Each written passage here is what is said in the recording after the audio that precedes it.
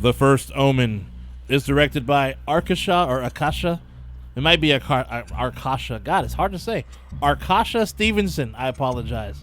And it's currently playing in theaters. Now, for those who may not know, this is the direct prequel to the classic Omen flick from 1976. And this is one of many franchises that have been dusted off and been given the fresh coat of proverbial paint, if you will. But anyhow, though, overall, this movie is actually pretty good. I mean, it definitely ties in with the OG film pretty well, too. So anyhow, let's get into it, though. So, okay, here we go.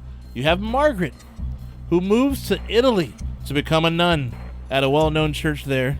Upon making it there, she gets the grand entrance, with pleasantries and all. And once she settles in this place, this is where all the fun begins. She's told there's, shady shit going on right in front of her face, and she can't even see it. Real shady, dark-rooted, creepy shit. Ritualistic shit. And she's invited to the dance.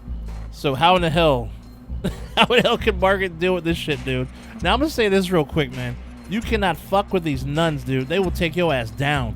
Evil nuns, dude, are a trip. They are creepy as shit, dude. Especially when they're done right. And this movie definitely did them right.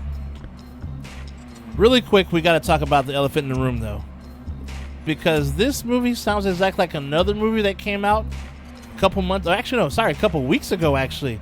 About a woman moving from the States, going to a different country, to become a nun somewhere, and, all this stuff happens, blah, blah, blah. I mean, the same exact story, dude. There's way too many similarities, though. And I'm talking about that movie Immaculate, dude. Almost to the point where it's actually predictable. But what I will say about The First Omen, though, is I think this movie did what Immaculate tried to do. They did it better. And also another thing I'll say about it, too. The scary movies in Omen are actually scary because movies like, Immaculate and like The Nun, etc., all those, they try to scare you with these whack-ass pop-out scare scenes, right? That just don't really go anywhere. This movie uses a more subtle approach that builds the fear and the creepiness, though, and I love that. That's one thing I love about it. But another thing I can go back on, though, is I swear these movies use Rosemary's Baby as a template, dude, when it comes to the shit, though.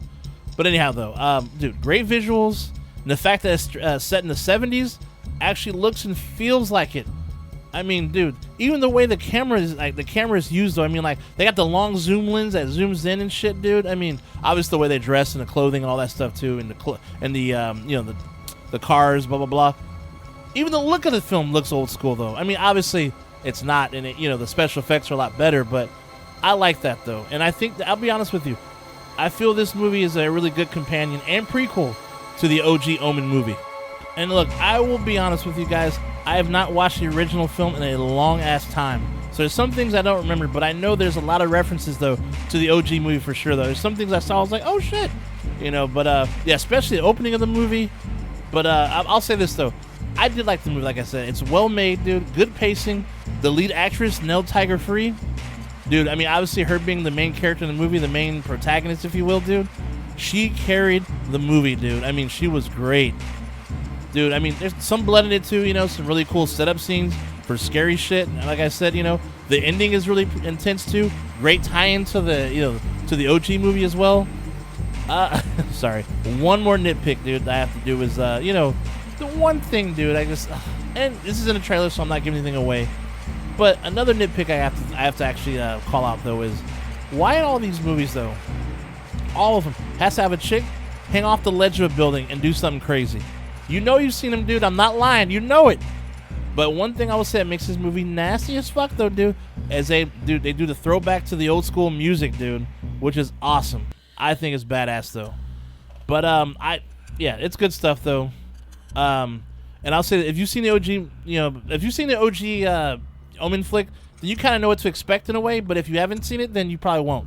But I'll say this too: if you've never seen Immaculate, I say skip that one and watch this one first, because like I said, this is a better Immaculate movie since they're pretty similar. Okay, I'm just saying, it's worth watching for sure. Way better than The Nun and all those other church movies that have come out recently.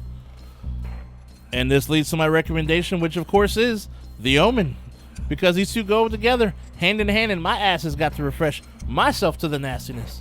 But it's about a mysterious deaths surround the American ambassador. Could the child that he is raising actually be the Antichrist? the devil's own son.